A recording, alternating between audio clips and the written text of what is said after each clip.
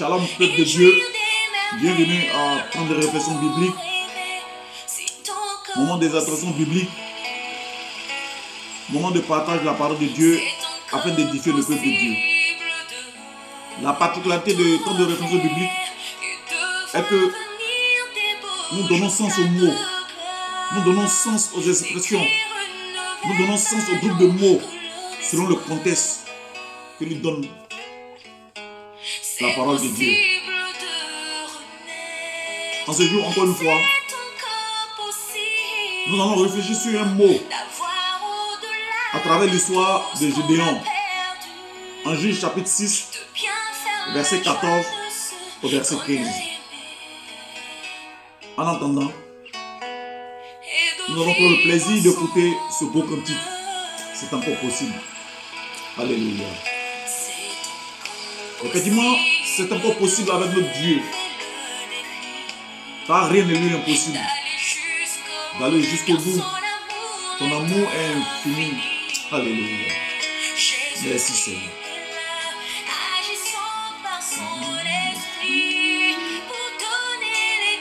Merci Seigneur.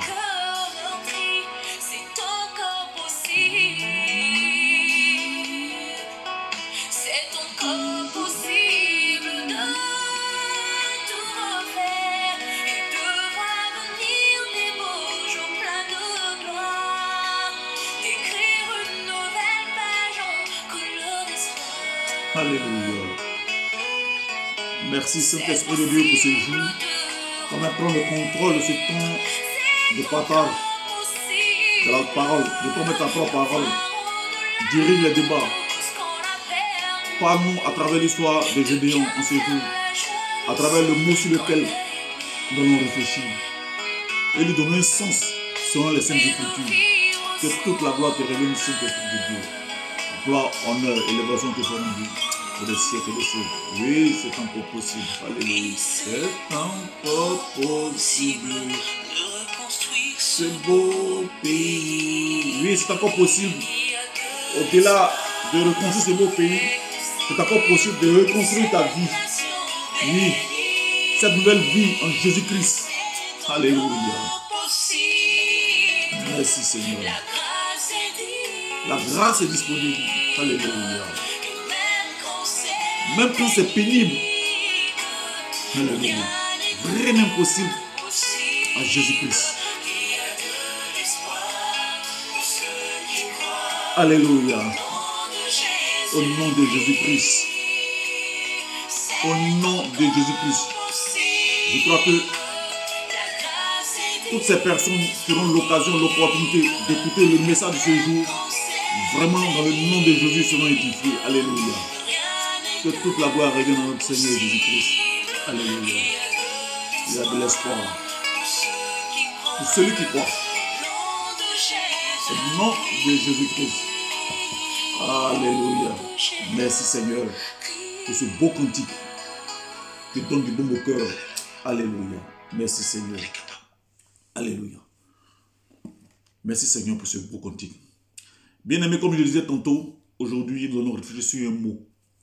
Le mot, nous allons réfléchir à travers l'histoire de Gédéon en Juge chapitre 6, du verset 14 au verset 15.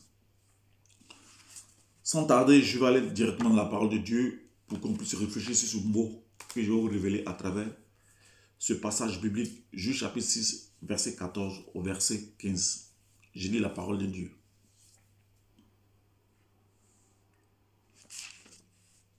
Alléluia. Un instant. Merci Seigneur. Oui. Juge chapitre 6, verset 14 au verset 15. L'Éternel se tourna vers lui. Lui, c'est Gédéon. Et dit, va avec cette force que tu as et délivre Israël de la main de Madian. N'est-ce pas moi qui t'envoie? Gédéon lui dit, ah mon Seigneur, avec quoi délivrer Israël? Voici ma famille est la plus pauvre en Manassé et je suis le plus petit dans la maison de mon père. Alléluia. Bien-aimés, voici l'histoire sur laquelle nous allons appuyer pour ressortir le mot sur lequel nous allons réfléchir. Alléluia. L'Éternel Dieu se révèle à Gédéon et lui dit, Va avec cette force que tu as. Alléluia. Ici, il n'est pas question d'une force physique. Alléluia. Ici, il est question d'une force spirituelle. Parce que nous sommes à une époque où Israël vit une situation d'hostilité, une situation de guerre, une situation d'incompréhension, une situation de confrontation entre eux et les Madianites. Alléluia. Quand Dieu lui dit, va avec cette force, et je disais tout à l'heure que ce n'est pas une force physique, mais c'est une force spirituelle. Parce que cette force physique, jamais David ne peut combattre Goliath. Parce que Goliath il avait une taille d'escogriffe. Tout était réuni pour que Goliath puisse écraser David. Mais ici, Dieu parle de force spirituelle. Le spirituel est toujours au-dessus du physique. Ton potentiel se trouve dans le spirituel. Ta force se trouve dans le spirituel et non dans le physique. Alléluia. C'est parce que Dieu savait qu'il y avait des capacités spirituelles. Il y avait cette force spirituelle en David pour pouvoir défier Goliath. C'est pourquoi il a permis cette confrontation. Alléluia. Donc ici, lorsque Dieu parle de force ici, il dit va avec cette force que tu as. Ici, en fait, Dieu est en train de dire à Gédéon, là où tu es, il y a un potentiel spirituel qui est en toi. Il y a une force spirituelle qui est en toi. Alléluia. Cette force-là, oui, tu as cette capacité-là de pouvoir confronter, de pouvoir combattre le peuple madianite. Alléluia. Amen. J'aimerais dire à quelqu'un, ton physique ne détermine pas le potentiel que Dieu a mis en toi. Je me répète. J'aimerais dire à quelqu'un, que ce soit une femme ou un homme, ton physique ne détermine pas, ton aspect physique ne détermine pas le potentiel que Dieu a mis en toi. Alléluia.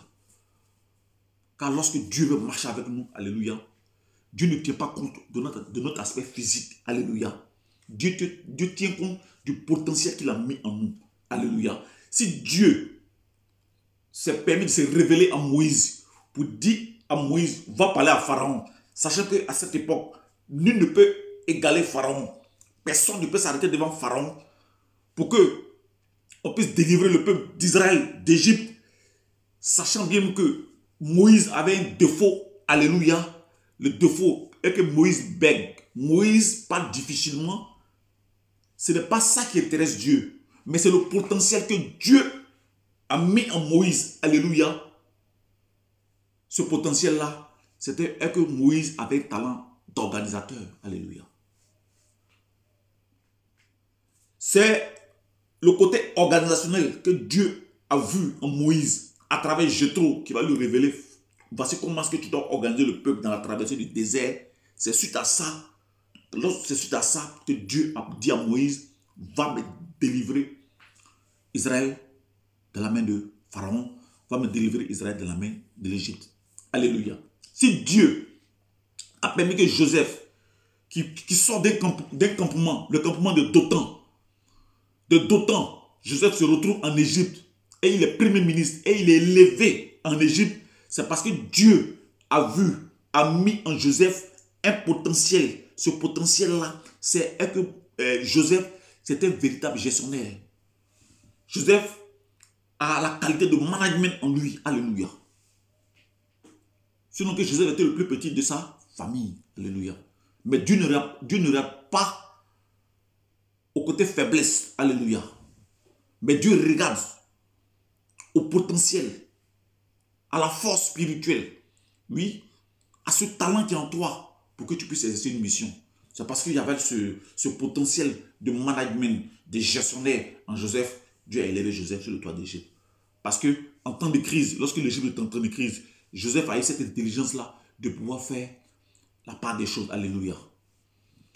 De pouvoir organiser, oui, comment est-ce qu'en temps de crise, comment est-ce qu'il fallait créer des entrepôts pour pouvoir mettre, oui, des réserves de blé. Alléluia. Maintenant, en temps d'abondance, comment est-ce qu'il fallait créer des entrepôts pour mettre des réserves de blé et puis maintenant supporter le temps des crises. Alléluia. Amen. Donc lorsque Dieu se révèle à toi pour une mission, mon frère, ma soeur, c'est parce qu'il a mis un potentiel en toi. Il n'ira pas ta faiblesse. Alléluia. Amen. Maintenant, nous allons voir la réaction de Gédéon suite à l'invitation de Dieu. Alléluia. Qu'est-ce que Gédéon dit? Gédéon dit au Seigneur, ah mon Seigneur, avec quoi délivrer Israël? Voici ma famille est la plus pauvre en Manassé et je suis le plus petit dans la maison de mon père. Vous voyez, on sent une contradiction entre le verset 14 et le verset 15. Au verset 14, on dit Gédéon a une force. Au verset 14, Gédéon même, on a l'impression que Gédéon n'a pas conscience de la force que Dieu lui révèle. Alléluia. Comme quoi, aujourd'hui, il y a des enfants de Dieu, ils disent qu'ils sont en Christ, mais jusqu'à ce jour, ils ne connaissent pas encore leur identité en Christ. Alléluia. Cette réaction de Gédéon, ah mon Dieu, je suis le plus petit, ma famille est la plus pauvre en Israël. Alléluia. Cette famille, puisqu'il est de la tribu des Manassés, qui sont les plus pauvres parmi les 12 autres, parmi les 11 autres tribus, lui, Gédéon, il s'est dit que, étant pauvre, Dieu ne peut pas l'appeler pour une telle mission. Laisse-moi te dire que Dieu n'ira jamais à ton statut social pour te qualifier. Alléluia. Dieu ne t'est pas compte de notre statut social pour nous qualifier. Alléluia. Amen. Je répète, Dieu ne tient pas compte de notre statut social pour nous qualifier. Alléluia. Amen.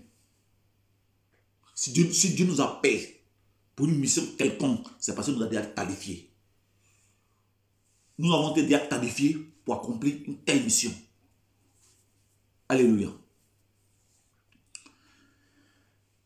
Et il continue. Non seulement je suis le plus petit, il dit le plus petit, et sa famille de Manassé est la plus pauvre dans la tribu de Manassé. Et il dit encore qu'il est le plus petit dans la maison de son père. Alléluia. Amen. Ici, l'enseignement que nous allons tirer est qu'il y a deux regards. Au moment où le regard que Dieu porte sur Gédéon est différent du regard que Gédéon porte sur lui-même, sa personne. Gédéon porte un regard de zéro. Mais Dieu lui porte un regard d'héros. Au moment où Dieu voit Gédéon en héros, Gédéon se voit en zéro. Alléluia. Voilà deux visions différentes. Alléluia. Mais entre ces deux visions-là, la vision qu'il faut considérer, c'est la vision de Dieu. C'est le regard que Dieu porte sur Gédéon. Le regard de héros. Alléluia. Au-delà de Gédéon, Dieu s'adresse à chaque enfant de Dieu. Alléluia. Nous sommes des potentiels héros dans la maison de Dieu. Nous sommes des potentiels héros dans la maison de Dieu. Quand on parle de héros ici, je veux dire que dans la maison de Dieu, il y a différents talents dans la maison de Dieu. Alléluia. Il y a différents héros dans la maison de Dieu. Alléluia. Pour faire avancer l'œuvre de Dieu. Alléluia. Si Dieu t'a appelé dans le ministère pastoral pour être pasteur, c'est parce que Dieu a mis en toi un héros. Cet héros-là, c'est quoi? C'est parce qu'il a mis en toi des prédispositions pour prendre soin des autres. Quand tu as cette prédisposition pour prendre soin des autres, alléluia. Lorsque tu ne vois pas un frère en Christ, tu l'appelles. Tu cherches à savoir qu'est-ce qui est arrivé au frère. Pourquoi aujourd'hui, il n'est pas venu au ministère, il n'est pas venu à l'église. Oui, il y a cette prédisposition de pouvoir prendre soin des autres là. Tu as ce héros. C'est un héros qui est en toi de pouvoir prendre soin des autres. Alléluia. Toi, tu es bien qualifié pour être pasteur. Si Dieu t'a appelé au ministère prophétique, alléluia, c'est parce qu'il a mis en toi des prédispositions de pouvoir voir les choses venir de loin comme un nègre. Alléluia. Ça, ce héros-là, il a mis un héros en toi. Cet héros qui est en toi là, oui, voit les choses venir de loin. Capte les choses de loin. C'est pourquoi il dit, toi, tu es bien pour être le ministère, pour exercer dans le ministère prophétique. Si Dieu t'appelle au ministère d'évangéliste, alléluia, c'est parce qu'il y a un héros en toi. Ce héros-là, oui, il a cette force-là de pouvoir galvaniser les gens, alléluia. De pouvoir présenter le Christ, de pouvoir, partout où tu vois, tu n'as pas honte de présenter le Christ, tu galvanises les gens pour que les gens puissent venir à Christ, alléluia. Donc, ce héros-là, c'est un héros d'évangéliste. Si Dieu t'appelle dans le ministère de docteur, c'est parce qu'il y a un héros qui est en toi. Le héros qui est en toi Alléluia. Oui, oui, tu as cette force-là de pouvoir décortiquer la parole de Dieu. Tu as cette force de pouvoir comprendre la parole de Dieu. Tu as cette force de pouvoir domestiquer la parole de Dieu. Oui, de placer la parole de Dieu dans son contexte. C'est quoi Dieu t'a appelé au ministère de docteur, au ministère d'enseignant. Alléluia. Si Dieu t'a appelé au ministère apostolique, oui, il y a un héros qui est en toi. C'est héros qui est en toi là. C'est-à-dire qu'il n'a pas peur des défis.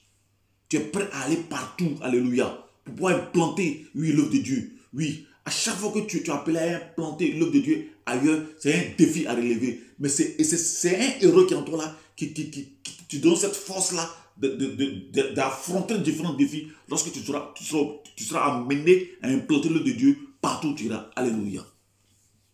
Donc, peuple de Dieu, à travers l'histoire de Gédéon, Dieu ne te demande pas de régler ta situation existentielle. Alléluia. Dieu te demande, oui, de chercher à savoir, oui, le héros qui est en toi. Alléluia. D'où, comme je le disais en introduction, le mot sur lequel aujourd'hui nous allons réfléchir, oui, à travers le comportement de Gédéon, où Gédéon se dit, lui, il est le plus petit dans sa famille. Gédéon dit à Manassé, ils sont les plus pauvres. En réalité, Gédéon se voit en vaurien.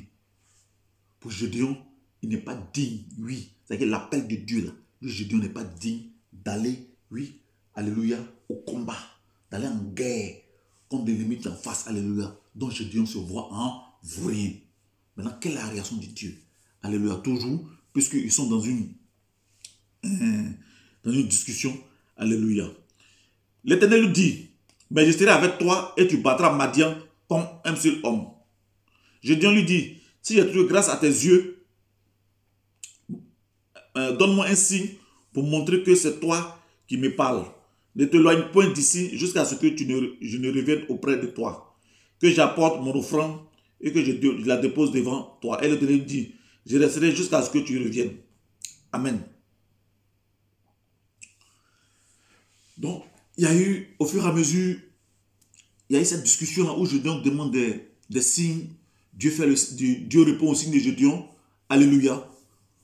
Tout ça, Gédéon a fini par aller au combat.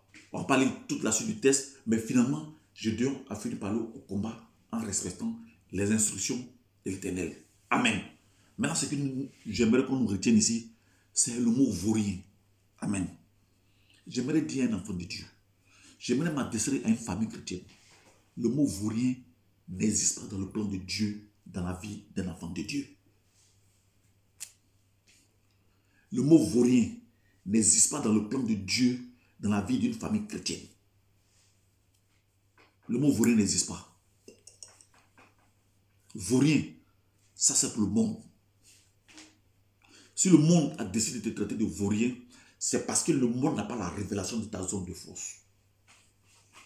Je me répète, si le monde te traite, toi, de vaurien, c'est parce que, non seulement ce monde-là, oui, en fait, il te juge en fonction de lui, de sa position, de lui, de son potentiel. Et comme tu n'as pas son potentiel, lui, il te juge de vaurien. Mais tu n'es pas obligé d'avoir son potentiel. Oui, tu n'es pas obligé d'avoir sa zone de force. Chacun de nous, dans la vie, a une zone de force. A une zone où il excelle. A une zone où il fait les choses, oui, selon le plan de Dieu. Il fait les choses avec amour. Alléluia.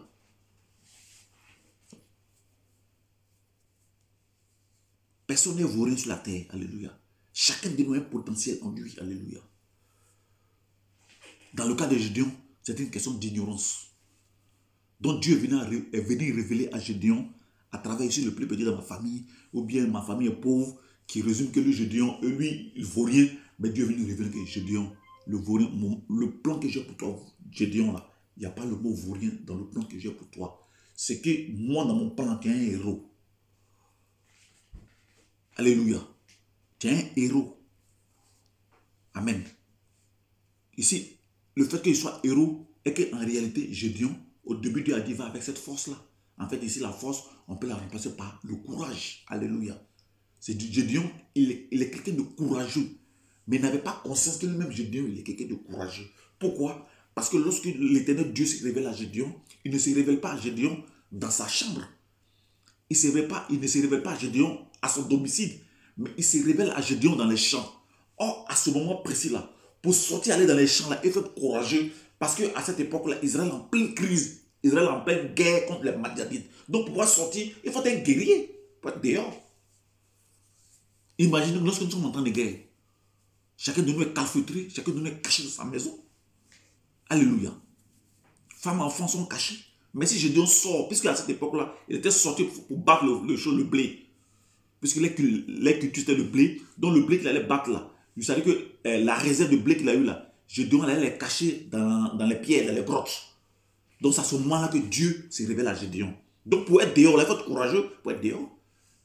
Donc c'est à ce moment-là que Gédéon était dehors, en tant qu'un garçon. Lui qui est le plus petit de sa famille, là, lui il était dehors, et les grands frères. Certainement les grands frères étaient cachés. Donc d'où, voici quelqu'un qui est courageux, mais il ne sait pas qu'il est courageux. Alléluia. Voici quelqu'un, c'est l'image de quelqu'un qui ignore les qualités qui sont en lui. Voici l'image de quelqu'un qui ignore les compétences qui sont en lui.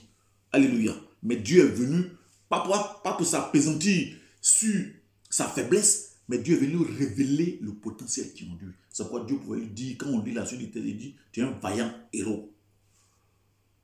Tout, j'aimerais dire à quelqu'un qui aura l'opportunité d'écouter ce message, toi aussi, tu es un vaillant héros. J'aimerais dire à un homme, tu es un vaillant héros.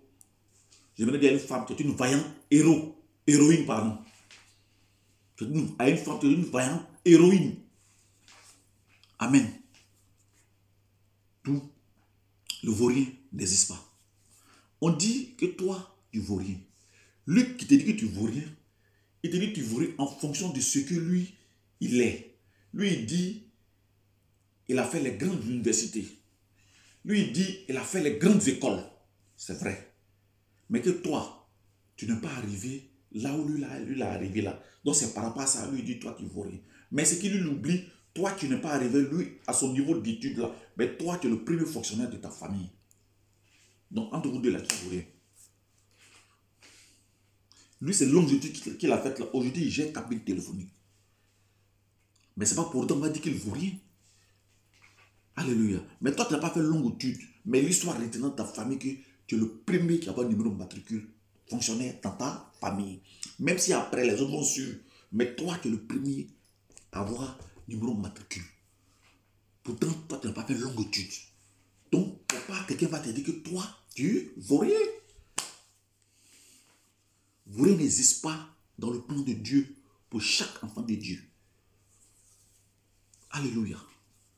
Dieu ne réfléchit pas comme ça. Donc aujourd'hui, notre réflexion qui porte le mot vaurien, l'essentiel de cet enseignement, c'est de comprendre que le mot vaurien n'existe pas dans le plan de Dieu, dans la vie d'un enfant de Dieu. Le mot vaurien n'existe pas dans le plan de Dieu, dans la vie d'une chrétienne. Le mot vaurien n'existe pas dans le plan de Dieu, dans la vie d'un chrétien. Ça n'existe pas. Bon, quand toi, tu dis que lui, il est vaurien, sachant que nous, les humains, nous avons été créés à l'image de Dieu.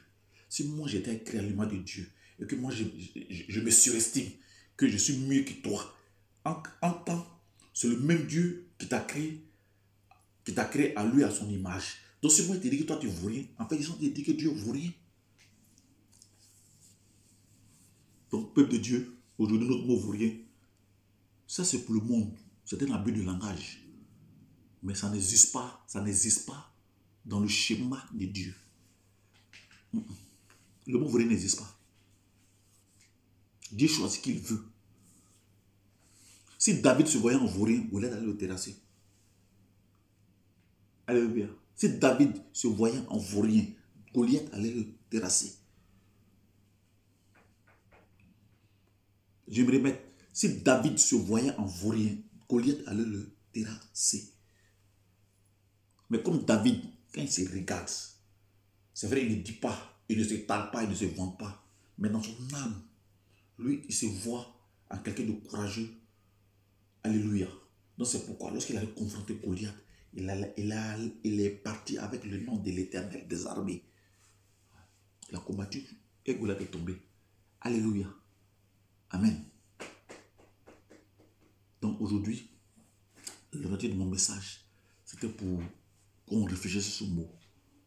Il ne faut pas traiter ton enfant de vaurien, femme, homme. Il ne faut pas traiter ton enfant de vaurien. Alléluia. Ça n'existe pas. Ce jour qu'aujourd'hui ton enfant tourneront, c'est parce qu'il n'a pas encore eu la révélation du potentiel qui est en lui. Il n'a pas eu la révélation de sa zone de force. Alléluia. Car chaque humain sur cette terre a une zone de force, il doit exceller. Alléluia. C'est parce qu'il n'a pas encore eu la révélation. Amen. De ce qu'il est au juste, c'est tout. Le monde est venu avec ses standards. Alléluia. On dit, il faut apprendre à lire, à écrire, à compter. Oui, ce n'est pas mauvais. Oui. Au-delà, il faut faire de grandes études pour travailler dans telle institution. Ça, c'est ce que le monde dit. Mais Dieu n'est pas obligé. Dieu fait ce qu'il veut. Amen. Donc, voici aujourd'hui l'essentiel de mon message concernant l'histoire de la rencontre entre Gédéon et l'Éternel des armées. Dieu est venu révéler son potentiel. Dieu est venu révéler qui il est au juste. Malgré sa petitesse. Alléluia. Malgré le statut social de sa famille. Alléluia. Mais Dieu est venu dire que tu es un vaillant héros. À travers ce message, Dieu veut te révéler toi aussi. Mon frère, tu es un vaillant héros. Toi aussi, ma soeur, tu es un vaillant héros. Alléluia. Vous voyez Tabitha. On dit Tabitha avec sa couture, couturière. On dit, elle est chose, comment on dirait, elle a des veuves. Elle a donné, c'est-à-dire qu'elle cousait des habits pour donner aux veuves. Amen. On dit Pierre passait, Pierre allait à la chose. En tout cas, j'ai déjà visité même des choses, la ville où Pierre allait partir en évangélisation en Israël. J'allais voir vis-à-vis. Pas la capitale de Jopé. Oui, Jopé, c'est là se trouve aujourd'hui la capitale Tel Aviv. Là. Oui, j'ai même visité le village de Tapita. Mais Pierre n'allait pas dans le village de Tapita, il allait dans d'autres choses. Oh, j'ai oublié le nom du village. À Pétatikba, oui. C'est là-bas Pierre partait, mais il passait par Jopé. Et il entendait des cris dans une maison. On dit, qu'est-ce qui se passe là-bas? On dit, il y a une dame qui est décédée. Il demande, il cherche à savoir. On dit non, qu'elle cousait les habits pour des veuves. Pierre dit, lui ne peut pas. Il dit, avant qu'il ne continue son chemin, il va aller prier pour Tabitha. Alléluia. Il a prié, Tabitha a été ressuscité. Vous savez qu'est-ce que c'est ressuscité Tabitha? C'est le héros qui est en elle. Oui. C'est-à-dire qu'elle a cette libéralité. Voilà, c'est une forme de héros.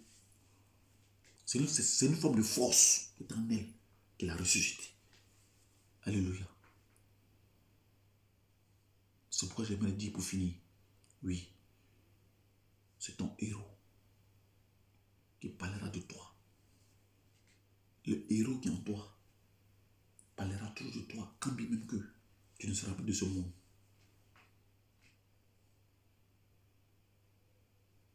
C'est le fruit du héros qui est en toi.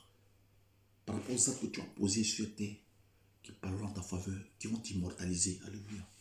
Si aujourd'hui, on continue de parler de Tabitha, c'est à cause de ce don de libéralité qui est en elle, qui lui a permis d'aider des veuves, des personnes qui sont sans moyens. Si aujourd'hui on parle de Tabitha de Dorcas, c'est à cause de ce don de libéralité-là. Quand le mec n'existe plus, mais elle est immortalisée. C'est pourquoi j'ai prié que le héros qui est en toi, non seulement puisse s'exercer, mais aussi puisse t'immortaliser dans le nom de Jésus. Donc, à partir d'aujourd'hui, seront délivrés de ce mot. Le mot vaurien, ça n'existe pas. Si pour le monde, ça existe, ça c'est l'air à faire. Mais nous, dans la main de Dieu, le mot vaurien, ça n'existe pas. C'est pourquoi j'aimerais m'adresser et puis aidez-moi à porter ce message aux académiciens de la langue française.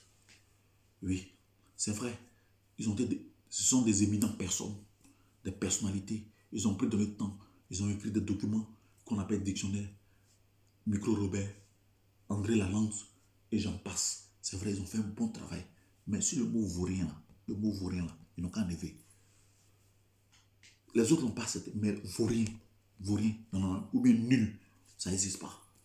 Ça, si ça existe et dans le dictionnaire là, mais nous, dans le dictionnaire du Saint-Esprit, nul, vaurien, ça n'existe pas.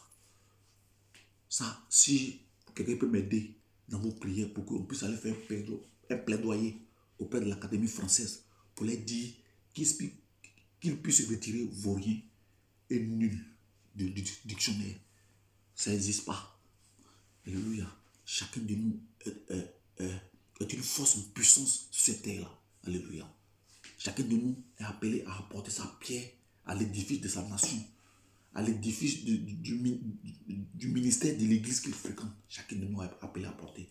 Alléluia. Chacun de nous a sa place dans la maison de Dieu. Chacun de nous a sa place dans le temple de Dieu. Chacun de nous a sa place dans la nation où il est. Alléluia. Que Dieu nous bénisse. Que toute la gloire, l'honneur et l'élévation soient rendus à notre Seigneur Jésus-Christ pour ce message-là.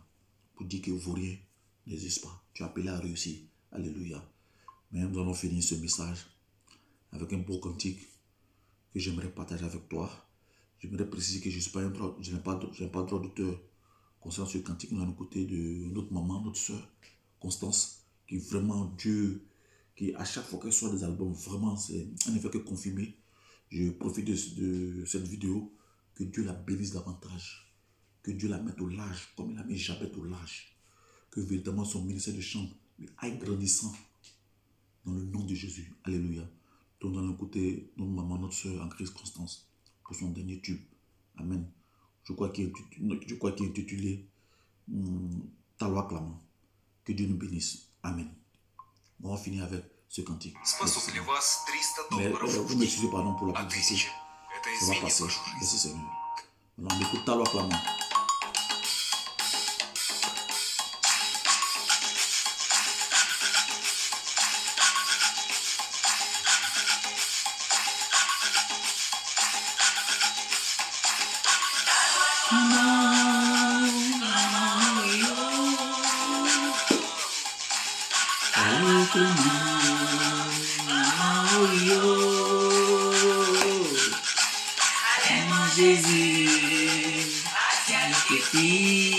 Sans Jésus, jolie femme, c'est bien.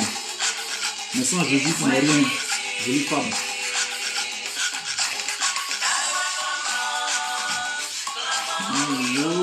C'est vrai, tu es jolie. Mais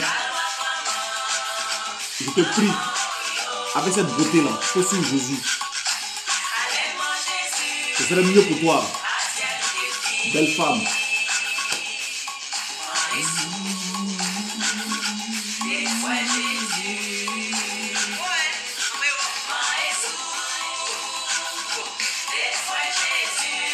Oh Seigneur, merci pour ta servante, Constance. Elle a pris dans cette dynamique.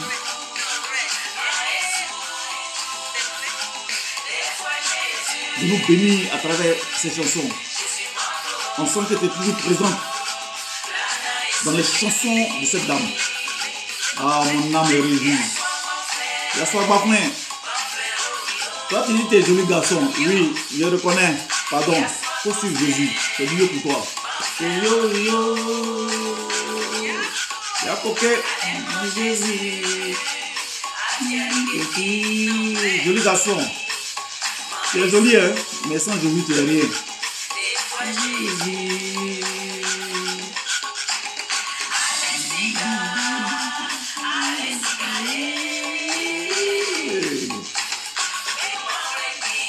T'as l'argent, c'est vrai.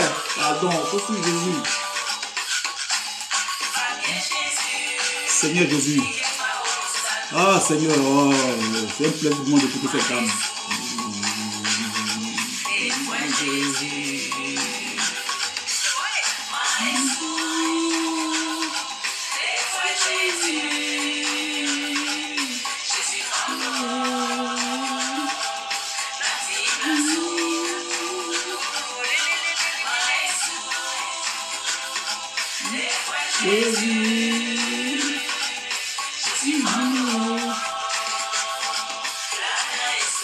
Peuple de Dieu, je les autres acheter cet album.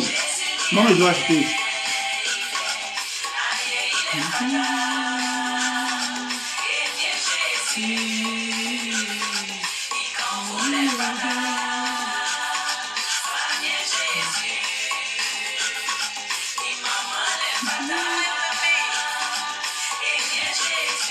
Merci Seigneur.